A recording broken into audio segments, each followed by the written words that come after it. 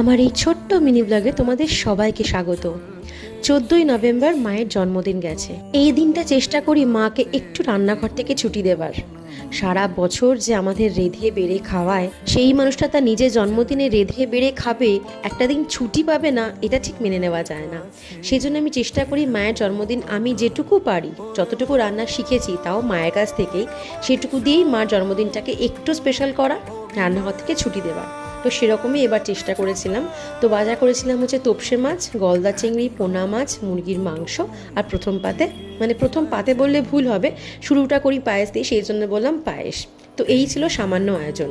আসলে মায়েরা না কিছু চায় না, কোনো অভিযোগও করে না, কোনো আবদারও করে না, কিন্তু আমরা যদি একটু সেটাকে বোঝার চেষ্টা করি, হয়তো রোজ ছুটি দিতে পারবো না, কিন্তু অন্তত জন্মদিনটা স্পেশাল করার চেষ্টা করি, তাহলে তারও ভালো লাগে আর আমাদেরও খুব ভালো লাগে। তোমাদের কেমন লাগলো এই চেষ্টাটা?